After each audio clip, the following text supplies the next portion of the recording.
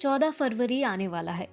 विद्यालय में पढ़ रहे छात्रों से लेकर घर के बड़े बूढ़ों तक सबको पता है कि युवा पीढ़ी में इस दिन को लेकर कितना उतावलापन रहता है।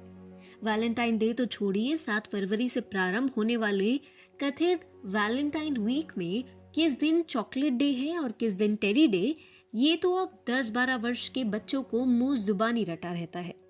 लेकिन यदि चलते फिरते आपने किसी व्यक्ति से पूछ लिया कि भाई हिंदी दिवस कब मनाया जाता है, तो वो आपको ऐसे घूरेंगे मानो आपने ही कोई पाप कर दिया हो, या ये पूछ लिया हो कि 2 अक्टूबर को विजय और उसका परिवार पणजी गए थे या नहीं। लेकिन इससे भी अधिक बुरी स्थिति तो तब हो सकती है जब आप किसी व्यक्ति से पूछ ले कि भाई संस्कृत दिवस कब मनाया जाता है।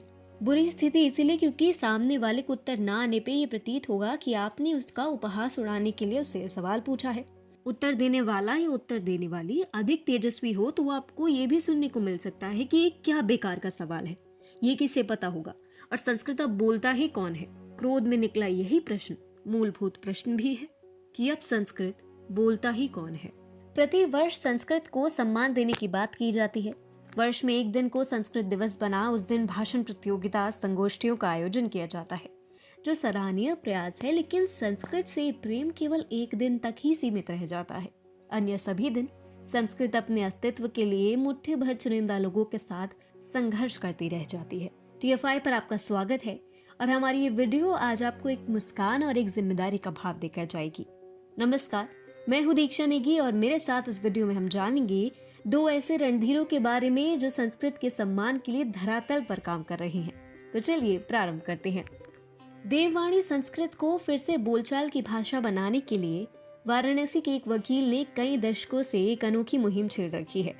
देश भर की अदालतों में वकील अक्सर अंग्रेजी, हिंदी या उर्दू का प्रयोग करते हैं, लेकिन वाराणसी के वकील अदालत से जुड़े हर कामकाज में संस्कृत भाषा का प्रयोग करते हैं। काले रंग का कोट पहने और माथे पर त्रिपुंड और तिलक लगाए ये हैं अधिवक्ता आचार्य श्याम उपाध्याय। आचार्य श्याम उपाध्याय करीब 42 सालों से अपना सारा काम संस्कृत भाषा में ही करते हैं। पत्र लिखने से लेकर कोर्ट में जज के सामने बहस तक के लिए ये वकील संस्कृत भाषा का ही उपयोग करते हैं। अपने पास केस लेकर आए लोगों को भी ये बड़ी ही सहजता से संस्कृत भाषा में ही समझाते हैं। शुरुआती दौर में जब आचार्य श्याम उपाध्याय मुवक्किल के दस्तावेज संस्कृत में लिखकर जज के सामने रखते थे तो जज भी हैरान हो जाया करते थे।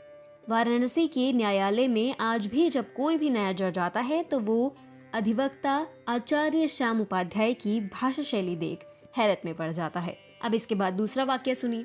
झांसी में शुक्रवार को जो हुआ उसने संस्कृत के मान सम्मान का ये युद्ध थोड़ा और सशक्त कर दिया, क्योंकि वर्षों बाद झांसी के राजस्व अदालत ने अपना निर्णय संस्कृत में सुनाया है। उत्तर प्रदेश के विभिन्न जिलों में तैनाती के दौरान अपने विशेष कार्यों के लिए प्रसिद्ध हुए IAS अधिकारी डॉक्टर अजय शंकर पांडे ने 7 जनवरी 2022 को 111 साल पुराने झांसी न्यायालय में इतिहास रच दिया।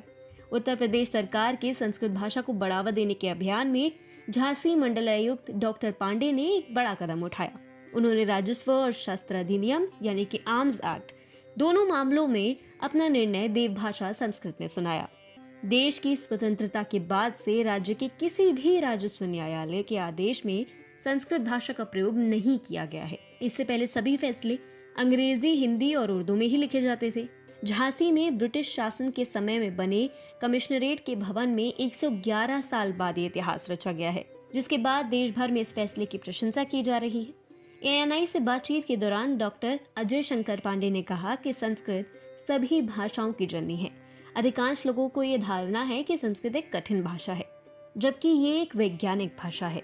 गणित के बाद संस्कृत भाषा को सबसे उपयुक्त माना जाता है।